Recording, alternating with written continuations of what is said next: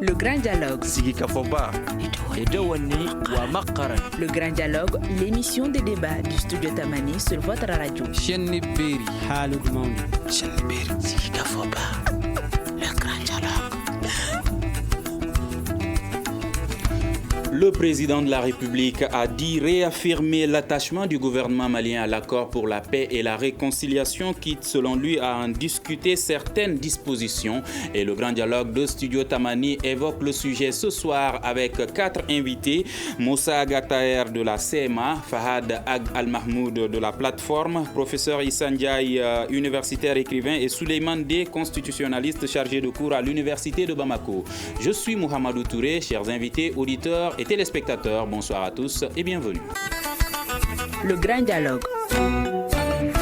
Alors, le président de la République a évoqué la possibilité de réviser l'accord pour la paix et la réconciliation. Moussa Agataer, quelle est la position de la CMA par rapport à cette question?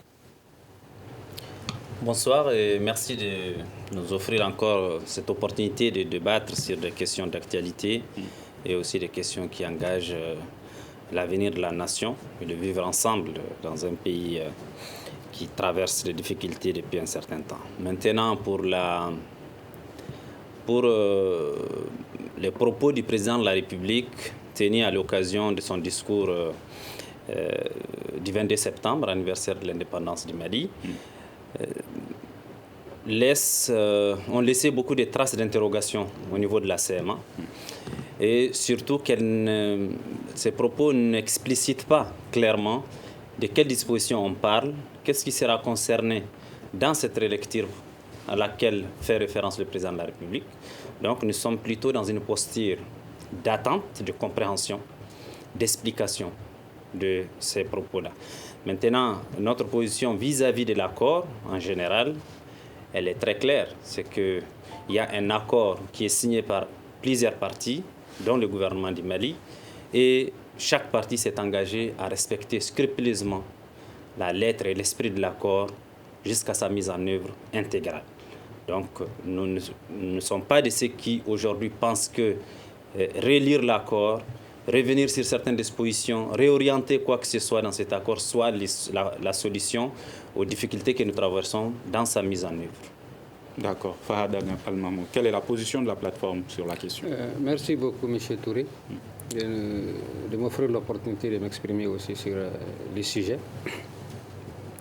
Effectivement, nous avons entendu lors du discours d'anniversaire du 22 septembre du président de la République parler d'une possible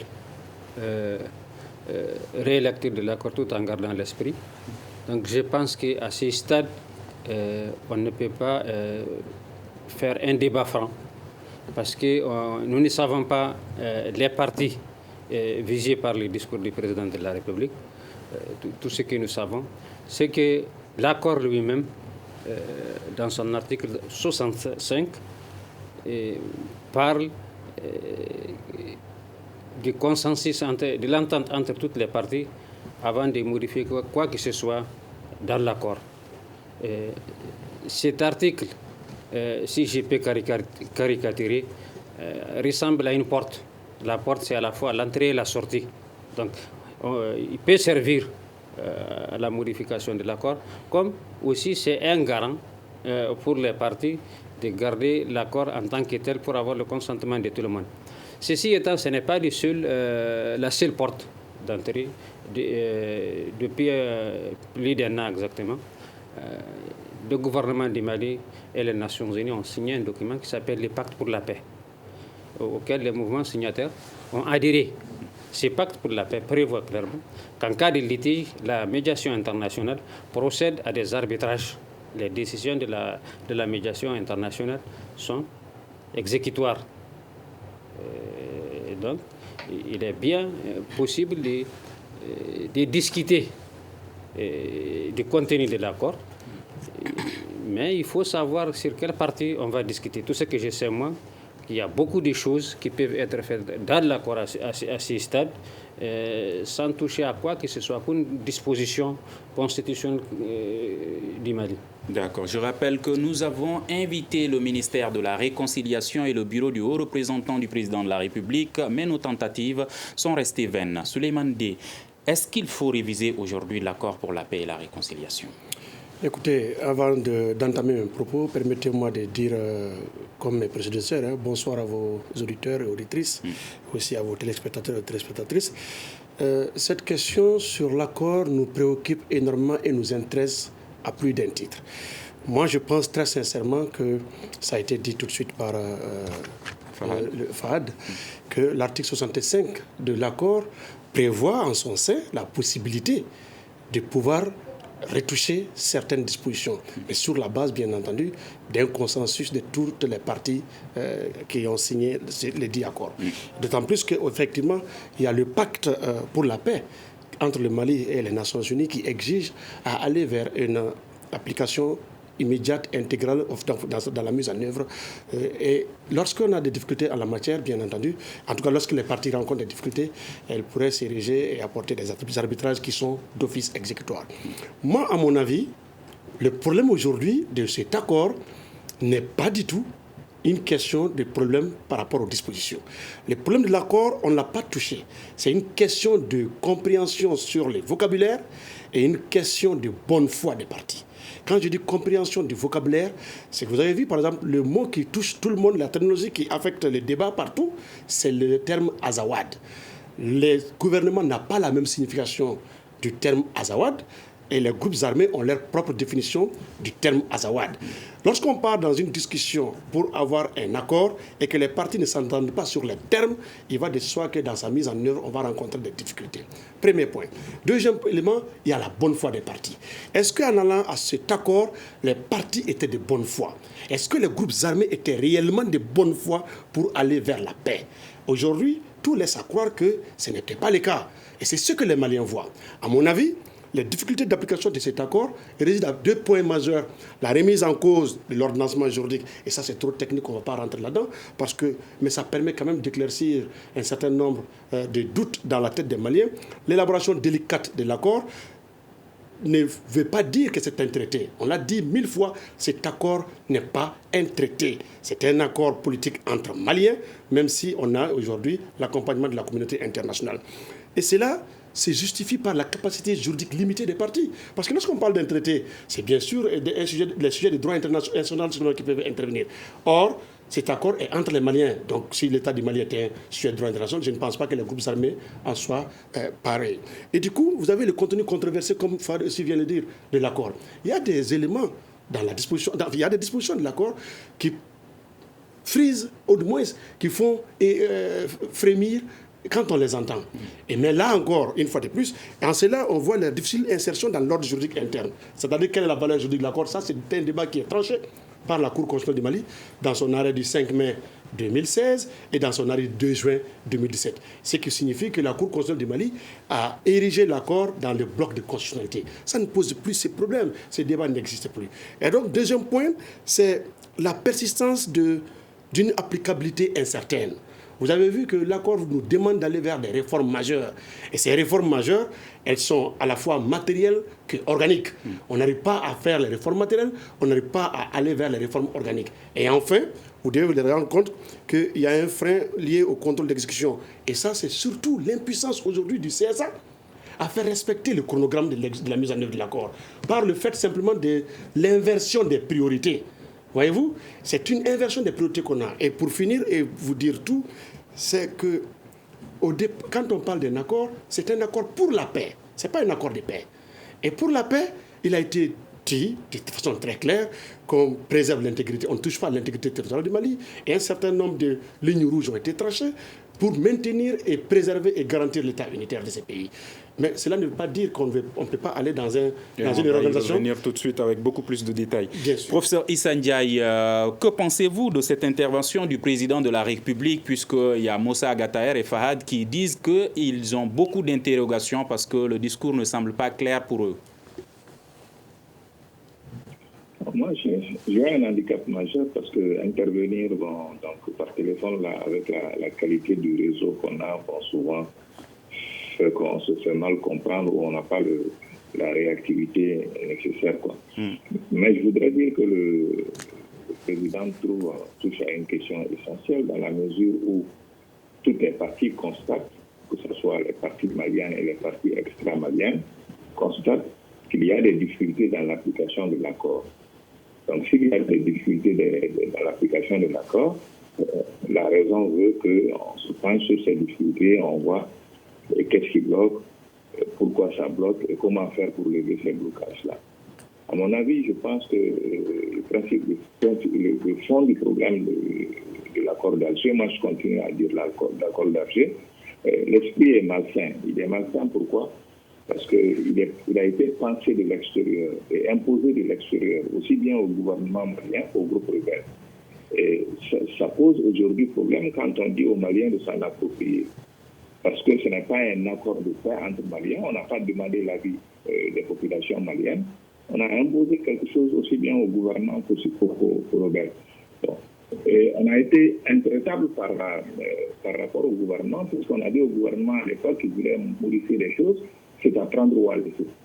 Mais on a laissé la possibilité à CNA donc d'aller consulter sa base et de revenir.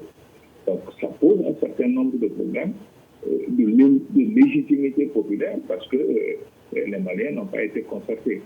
Bon, si aujourd'hui on doit revenir sur la question, moi je pense que la première condition c'est d'expliquer aux Maliens qu'est-ce que l'accord d'Alger. Parce que la grande majorité des Maliens ignorent tout. Et je suis sûr que même à Menaka ou à Kidal, l'ensemble des populations n'est pas au courant des dispositions de l'accord d'Alger. Donc, premier problème. Donc, s'il faut débattre de quelque chose, il faut y impliquer les populations. Parce que jusqu'ici, toutes les rébellions qu'on a connues, les solutions ont été traitées de l'extérieur à Alger. Il est important maintenant que ce soit les Maliens qui s'essayent entre Maliens et trouvent la solution au problème du Mali et entre Maliens. Je pense que c'est la condition sine qua non. Ça veut dire qu'il faut expliquer les accords. Moi, j'ai lu l'accord d'Alger. À mon avis, le problème n'est pas ce qui est dit dans l'accord. Hein. Le problème, c'est les non-dits de l'accord. Parce que si les dispositions qui sont prévues, si on veut les appliquer, par exemple les dispositions concernant les politiques de régionalisation à mener, il y a des craintes pour bon nombre de Maliens que ceci ne soit la porte ouverte vers la partition du Mali.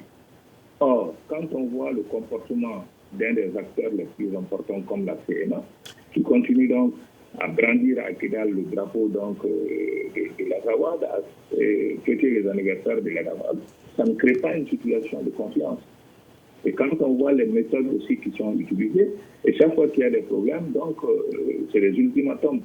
Donc il est temps de sortir de ces schémas-là, de s'asseoir et de discuter entre Maliens, véritablement entre Maliens, et maintenant dire à la communauté internationale, sur ces questions-là, vous vous êtes fourvoyés, voici ce que les Maliens veulent entre Maliens pour amener la paix. Je pense que c'est à ces conditions-là qu'on peut relever les défis de l'application de l'accord. Moussa Agataïa, vous estimez que la relecture de cet accord n'est pas la solution aux difficultés auxquelles le document fait face aujourd'hui. Alors, est-ce que les problèmes soulignés par Souleymane Dié, qui est la bonne foi des acteurs, et celui souligné par le professeur Issa Ndiaye, qui est l'esprit malsain de cet accord, est-ce que ce sont les deux principaux problèmes? Bon, les problèmes, ils sont tellement nombreux que je pense que chacun peut, à partir de son analyse propre et de sa lecture propre, imaginer ce qui constitue réellement le problème. Maintenant, on n'a pas la même lecture, tout compte fait. Aujourd'hui, on a affaire, dans ce débat-là, à des intellectuels, des professeurs d'université, vers qui, aujourd'hui, les yeux sont tournés pour aider, justement, à la compréhension et à l'appropriation de cet accord par l'ensemble des Maliens.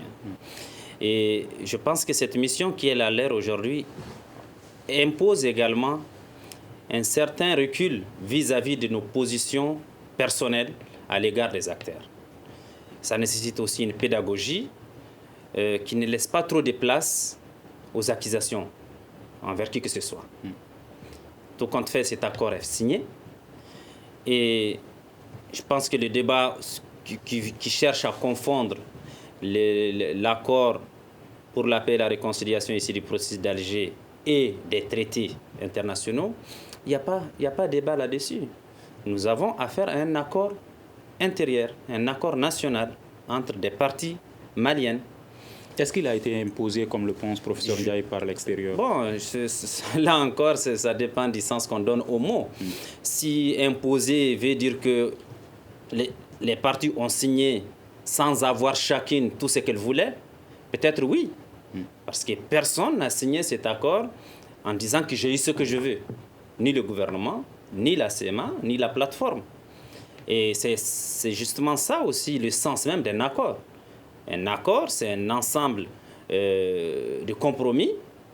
Ces compromis ont nécessité pour chacun de surseoir à un certain nombre de ses revendications, de ses attentes, pour trouver un cadre qu'on peut utiliser pour arriver à la paix. Et c'est ça l'accord pour la paix et la réconciliation ici du plus d'Alger. Je souhaite aussi qu'on limite un peu l'accentuation des doutes dans la tête des Maliens. Quand on dit qu'il y a des non-dits dans l'accord, quand on dit que l'accord porte en lui les germes de ceci ou cela, franchement, on n'est pas en train d'aller dans cette pédagogie dont j'ai parlé qui veut que tous les Maliens s'approprient cet accord. Il n'y a pas de non-dit. Tout est clair dans cet accord. Alors, qu'est-ce qui bloque sa mise en œuvre aujourd'hui? Il y a eu, depuis 4 ans, que cet accord a été signé, 4 ans et plus. Il y a eu des difficultés dans la mise en œuvre de l'accord qui, au départ, étaient liées surtout à des questions de confiance, un problème de confiance entre les acteurs. On est arrivé à cet accord avec des positions très difficiles, très divergentes. Et lorsqu'on l'a signé et qu'on s'est mis ensemble pour le mettre en œuvre, les acteurs ont mis du temps pour croire à la bonne foi des uns et des autres. D'ailleurs, certains continuent même à rester encore dans cette position.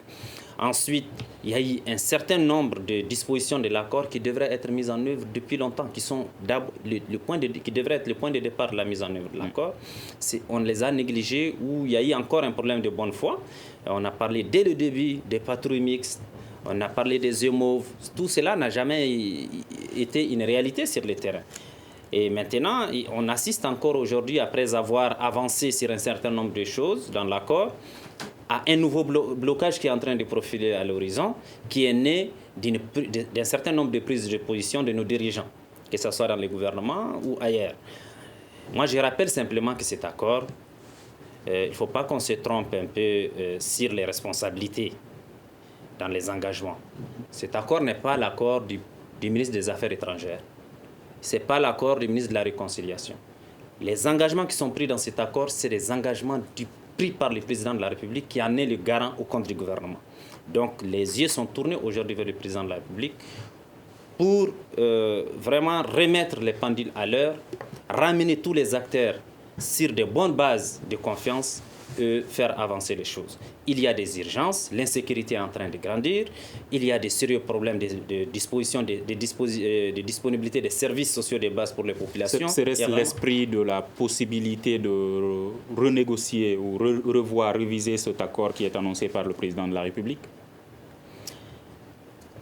Je n'ai pas bien compris.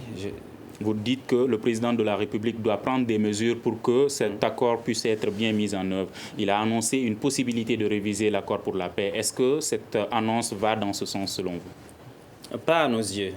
À nos yeux, l'accélération de la mise en œuvre de l'accord doit relever de la bonne volonté des autorités, de la bonne volonté des différents signataires et de l'accompagnement réel de la communauté internationale. Est-ce que cette volonté est une réalité aujourd'hui? Non, mais c'est ce que vous avez suivi que la CMA a suspendu pratiquement sa participation à un certain nombre de structures de mise en œuvre de l'accord pour vraiment comme réaction à un certain nombre de choses, notamment l'annulation du CSA à Kidal, cette nouvelle idée de rediscuter des dispositions de l'accord, nous ne comprenons pas. Et je vous dis clairement, on est un peu à la limite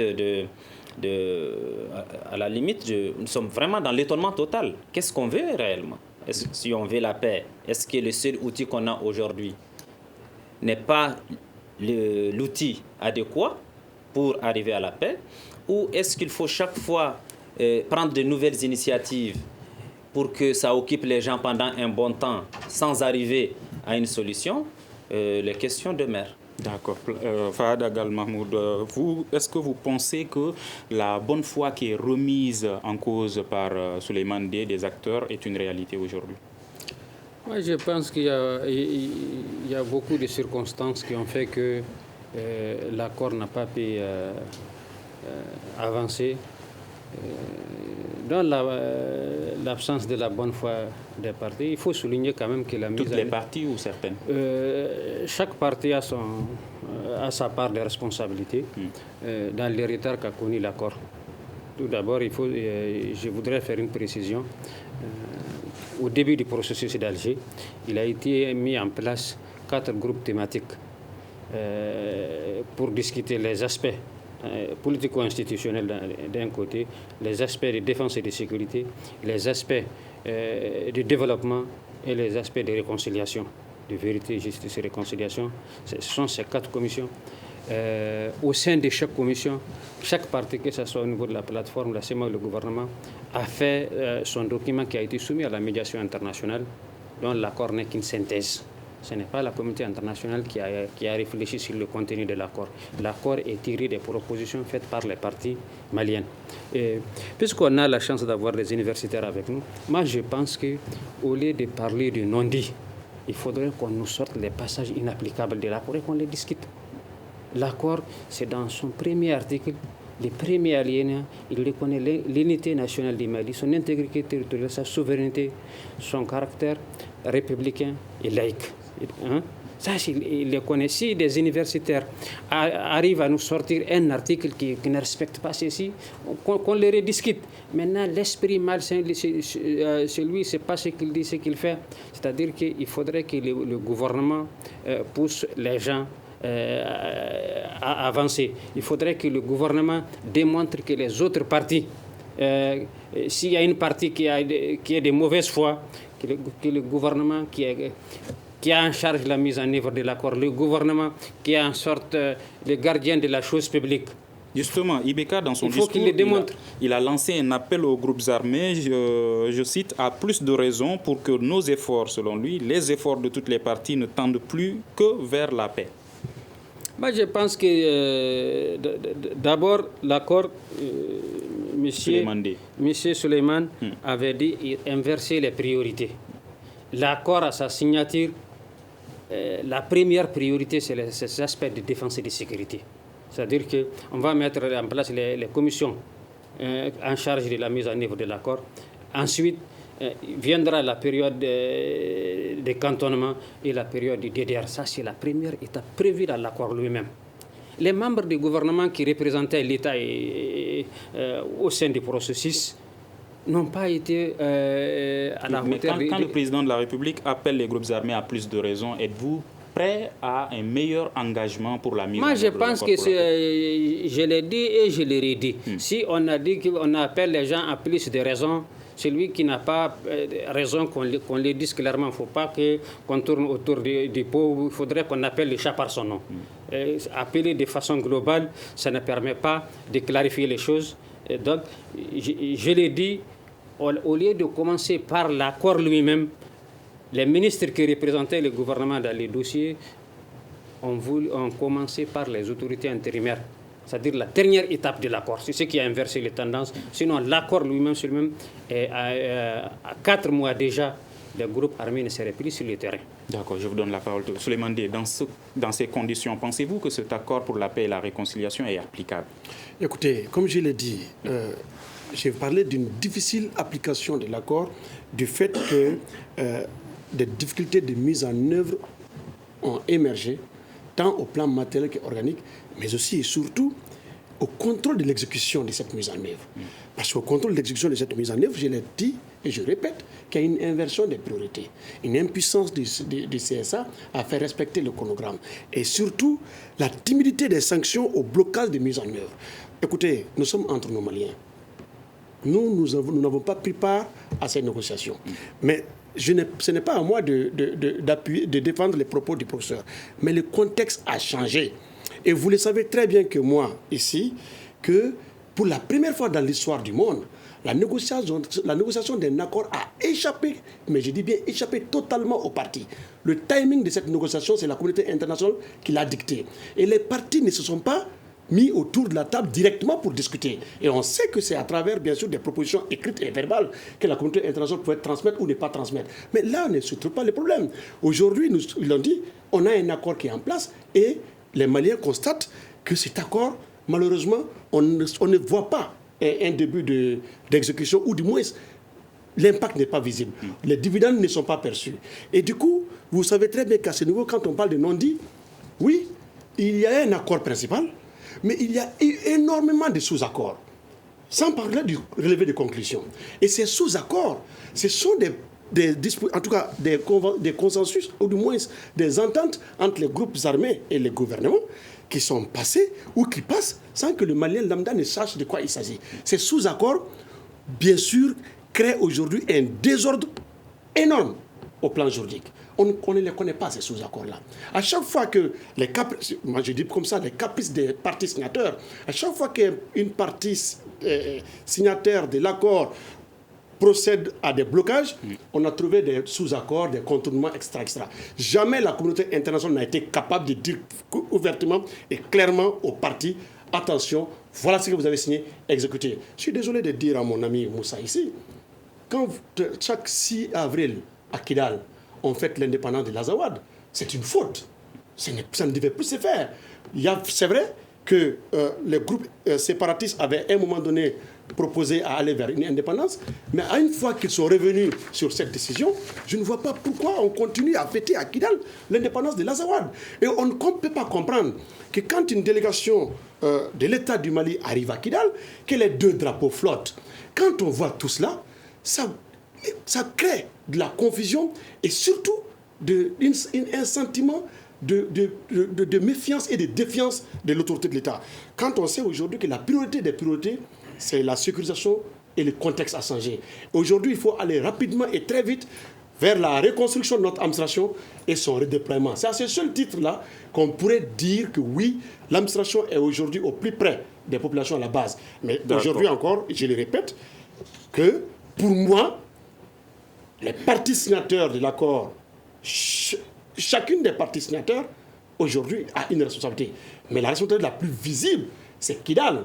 On nous dit que le Mali, Fouad l'a dit, l'article 1 reconnaît l'unité de ces pays, son caractère indivisible. Et si c'est le cas, bien sûr, un des critères juridiques, et bien sûr, quand on a parlé de personnalité juridique à ce niveau, un des critères, c'est la souveraineté. Est-ce qu'aujourd'hui, beaucoup de personnes remettent en cause cette souveraineté du Mali? La présence de l'État à Kidal on va y revenir tout de suite. Il faudra que la CEMA, à un moment donné, aussi, sur ce point, travaille auprès de ces militants pour leur faire comprendre que oui, nous ne sommes plus avant la signature de l'accord. Nous avons un accord, il faut aller on va y revenir. Professeur Issa Ndiaye, certains estiment que l'accord pour la paix et la réconciliation, comme son nom l'indique, j'y arrive, au lieu d'amener la paix et la réconciliation, est devenu un moyen de pression pour chacune des parties. Absolument, absolument. Je voudrais réagir rapidement en disant rapidement 2 choses. Premièrement, l'histoire ne connaît pas d'exemple où il y a eu un accord donc, entre des parties en conflit qui n'est pas fait l'objet de réajustements. Donc les réajustements sont nécessaires. Et il y a eu beaucoup d'experts qui ont analysé l'accord d'Alger, pas seulement maliens, mais même français, et qui expriment donc des doutes quant à la viabilité de l'accord. Si tout était clair à l'accord, si tout était clair dans l'accord qui a été signé, il n'y aurait pas eu les problèmes devant lesquels on se trouve aujourd'hui. Donc il faut regarder les réalités en face. Il y a des problèmes. Pourquoi on a créé un comité de suivi? C'est justement parce qu'on se rendait compte dès le départ que dans l'application, il va falloir faire face à des difficultés, à des réadaptations qui sont indispensables et nécessaires à faire. De relever des conclusions témoigne de l'effort de réajustement à chaque fois qu'on se trouve devant un problème. Donc il ne faut pas se voiler la face. Moi, je pense que le tort du gouvernement a été de signer un accord au nom des populations. Bien sûr, tout le monde sait dans le contexte qu'il a signé dans une situation de faiblesse extrême, mais sans demander l'avis des populations. Moi, je suis sûr que c'est un acteur important qu'il faut inclure dans la réflexion. Parce que si on se met d'accord par-dessus la tête des populations qui vivent dans ces espaces, il va y avoir des conflits permanents.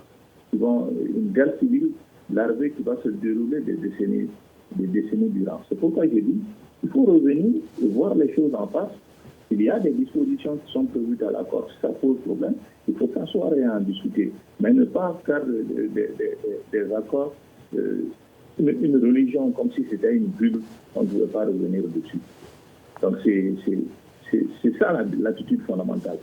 Maintenant, en ce qui concerne les dispositions pratiques à mettre en place, moi je dis à chaque fois, il faut s'asseoir, mais il faut créer, comme le disait mon collègue tout à l'heure, une relation de confiance. Le représentant de la CMA accuse chaque fois le gouvernement ou la partie malienne. Mais eux aussi, ils doivent faire l'effort de mettre les choses en confiance. Quand on voit ce qui se passe à Kidal, les drapeaux, donc ça n'amène pas, bien qu'on estime que le Mali est un et indivisible, on n'y croit pas trop, parce qu'on voit jusqu'ici. Et je pense que ce n'est plus devenu un problème. Ce n'est plus un problème malien, puisque d'autres pays étrangers, d'autres pays africains en parlent. Le Niger en a parlé, ce n'est pas seulement que le Niger, le Burkina en parle, le Tchad en parle, les pays de la CEDEAO en parlent, tout le monde est inquiet, parce qu'on sait que la source de l'insécurité qui se généralise dans le centre du Mali et en dehors du Mali prend sa source à Kidal. Donc Kidal est devenu un problème. Donc à partir de ce moment, ayons le courage de nous asseoir et d'appeler un chat et de dire qu'est-ce qui ne va pas. Et qu'est-ce qui ne va pas dans Kidal et qu'est-ce qui ne va pas aussi dans l'application de l'accord. C'est seulement ainsi qu'on arrivera donc à résoudre les difficultés que nous connaissons aujourd'hui. Alors Moussa, qu'est-ce qui ne va pas à Kidal? Bon, moi je pense que je vais m'attarder un peu sur les faits. Parce que on assiste malheureusement, et ce n'est pas du tout constructif ces derniers temps, ce n'est pas à propos du professeur Ndiaye ni du professeur Souleymane Dey. C'est une actualité qui a été créée ces derniers temps par un certain nombre d'acteurs étatiques qui n'aident pas à faire avancer les choses. On assiste depuis un certain temps à une focalisation sur Kidal. Et cette focalisation se fait autour d'un certain nombre d'aspects, notamment les symboles de l'État et les retours de l'État, les retours de l'armée à Kidal. Je voudrais qu'on aille dans la profondeur des réalités pour dépasser les superficiels dans lesquels certains acteurs sont en train de chercher à nous amener depuis quelques mois. Kidal, à partir du moment où ce que Fahd a dit tout à l'heure est clairement écrit dans le préambule de l'accord et que nous l'avons signé, il faut le mettre en pratique. Je suis d'accord que ce n'est pas le gouvernement seulement qui doit le mettre en pratique, c'est tout le monde. Mais pour que tout le monde le mette en pratique, il faut que tout le monde soit au même niveau d'engagement pour mettre en œuvre les dispositions qui vont nous permettre de rendre réels ces engagements-là.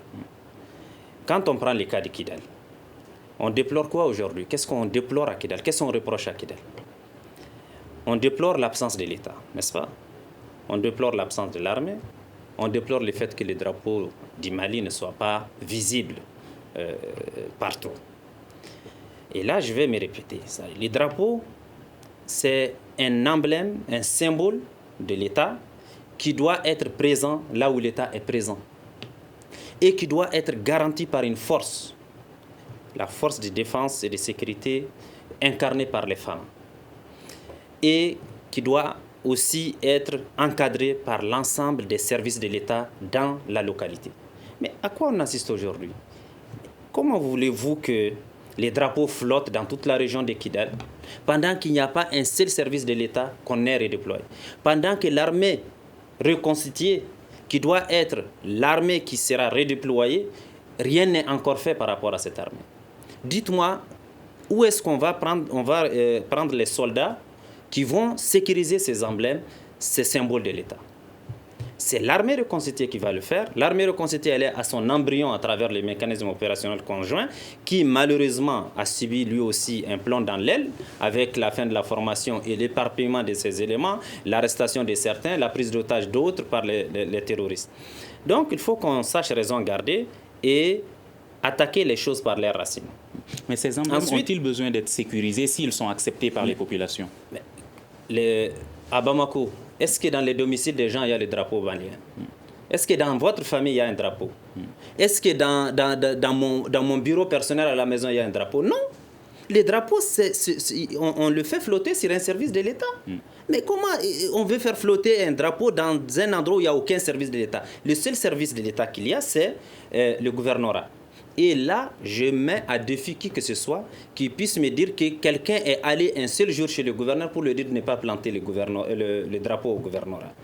Et il y a certains services qui sont officiellement à Kidal, sur le papier, mais dont les responsables refusent de rejoindre Kidal. Il y a la direction de l'hydraulique, il y a la direction pourquoi les symboles de l'État et les services de l'État ne sont pas à Kidal? Parce que l'État n'est pas à Kidal. Pourquoi? Parce que l'accord n'est pas en train d'avancer. Parce que l'État doit revenir dans un cadre global compris entre les parties à travers l'accord pour la paix et la réconciliation ici du processus d'Alger. Il faut se dire la vérité. On ne va pas prendre l'État à Bamako, le mettre dans des véhicules et le déposer dans un territoire qui a subi un conflit de plus de 6 ans sans que les mécanismes de sa préservation, de sa sécurité, de son contrôle ne soient mis en place. Quelle qu'en soit la bonne foi de la CEMA, elle ne peut pas aujourd'hui vous dire que sa bonne foi suffira pour sécuriser, pour introduire de manière isolée les symboles de l'État. Il faut ramener les symboles de l'État et les lier à l'existence des services de l'État. Et les services de l'État, c'est ça la présence de l'État. Il ne faut pas qu'on se cache les choses. Nous sommes demandeurs aujourd'hui. Nous l'appelons de tous nos voeux que les services de l'État reviennent. Mais les services de l'État doivent s'inscrire aussi dans la dynamique de tous les acteurs pris à travers les engagements de l'accord. Est-ce la raison pour laquelle le CSA n'a pas pu se tenir à Kidal? Le CSA, la question du CSA de Kidal, c'est une autre histoire. Et ça, tant qu'il y aura une gestion pareille des choses qui concernent tout le monde, on ne va pas s'en sortir. Les partis se sont entendus lors de la 37e session du CSA. Elles se sont entendues à faire le CSA à Kidal. Tout le monde était prêt à aller. Et à la veille, on nous informe que ça a été annulé. Bon, je ne vais pas revenir sur ce débat. On l'a eu. On a donné parce que Fahad disait la dernière fois qu'avant que le CSA ne se tienne à Kidal, il faudrait que les services de l'État d'abord soient présents à Kidal. Juste si vous permettez que je termine sur les drapeaux. On dit qu'on est en train de brandir les drapeaux de la ZOAD.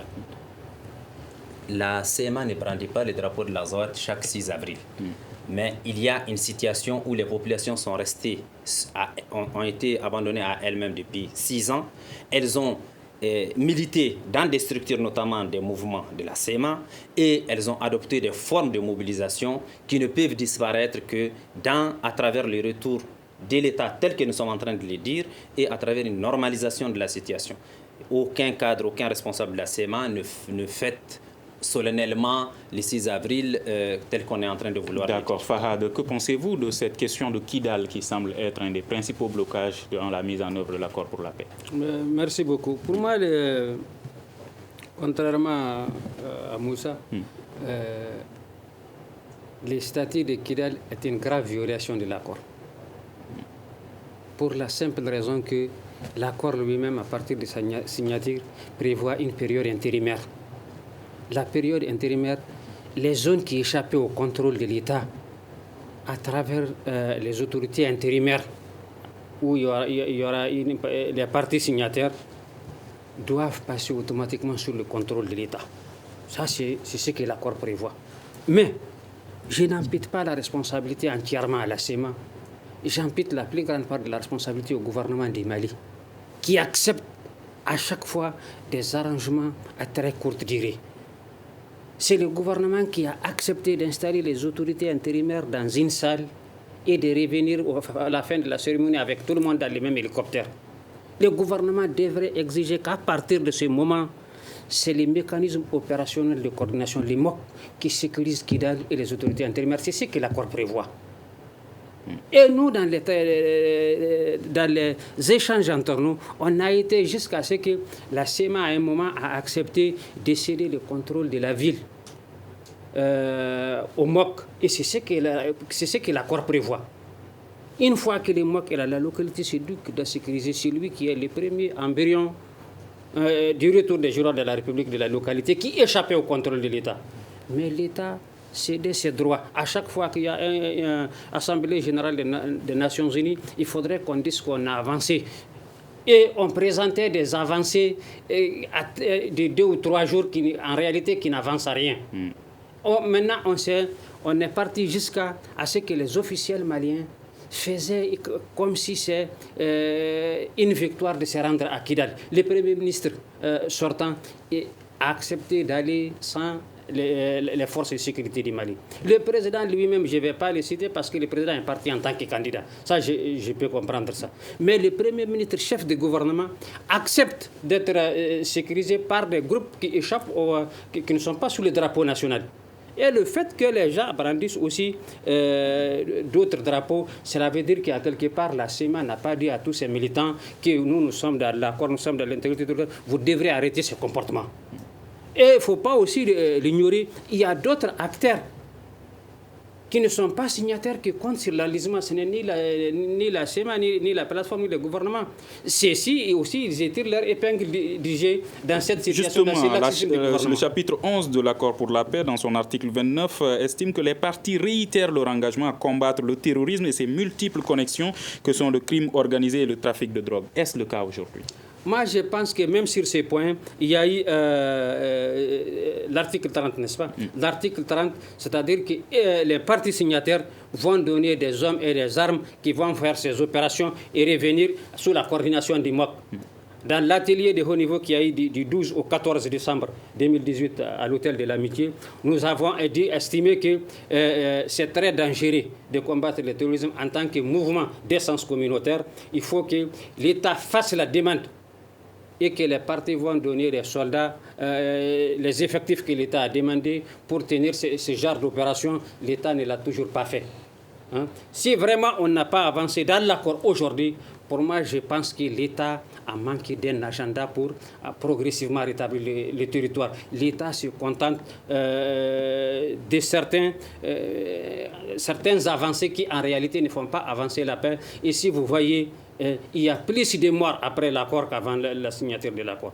C'est parce qu'en réalité, la communauté internationale et le gouvernement ont fait très peu d'efforts pour mettre fin à la collision entre les mouvements signataires et les mouvements terroristes. D'accord. Avec tous ces problèmes cités, si l'accord devrait être révisé aujourd'hui, sur quelle base devrait-il l'être, Souleymane Di? En fait, mon problème, c'est que, encore une fois de plus, j'ai évoqué la question de bonne foi. Vous voyez que même tout au long du débat, cette bonne foi s'est mesurée sur le plateau. Aujourd'hui, il est quand même extrêmement difficile pour un État de pouvoir reconstruire son administration et de la redéployer sur l'ensemble du territoire si déjà cet État n'a pas une armée présente sur le dit territoire. Qui est cet agent de l'État qui va accepter à aller aujourd'hui à Kidal quand il sait que sa sécurité n'est pas garantie? Qui doit sécuriser les biens et les personnes? Ça, c'est l'État. La plénitude de la compétence en matière... estime que les mesures que l'État devrait prendre, notamment exactement, ce qui concerne Kidal, n'ont pas été prises. C'est pourquoi je l'ai dit qu'il y a des caprices à tous les niveaux. Les groupes armés ont fait connaître leurs caprices. Le gouvernement, malheureusement, n'a pas eu suffisamment de vision en la matière.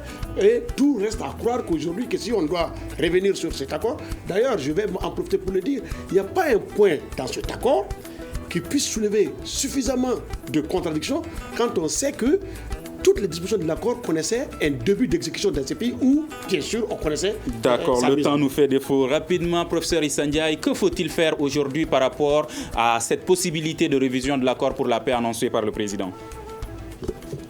Bon, je pense qu'il faut donner la parole aux Maliens. Il y a un dialogue national qui se prépare, qui est en cours. Donc, c'est l'occasion d'en discuter. Donc, les Maliens se prononcent. Et il faudrait, la leçon à tirer, il faudrait éviter, surtout au niveau du gouvernement, qu'on aille à chaque fois, en ce qui concerne les problèmes du pays, prendre des instructions à l'extérieur du pays et venir les imposer, et puis prendre des engagements, les signer, sans consulter son propre club. Ce n'est pas démocratique et ça ne réglera pas le problème. Merci. La question donc de la paix est l'affaire des Maliens. C'est seulement les Maliens, entre eux, qui peuvent faire des accords pour arriver véritablement à la paix. Merci professeur Ndiaye, Issa Ndiaye, universitaire écrivain, Moussa Agataher de la CMA, Souleymane Di, constitutionnaliste chargé de cours à l'université de Bamako et Fahad Ag Al-Mahmoud de la plateforme. À la régie vidéo et audio, Salim Djouara et Gagné Kanté. Je suis Mohamedou Touré. À demain pour un prochain grand dialogue de Studio Tamani.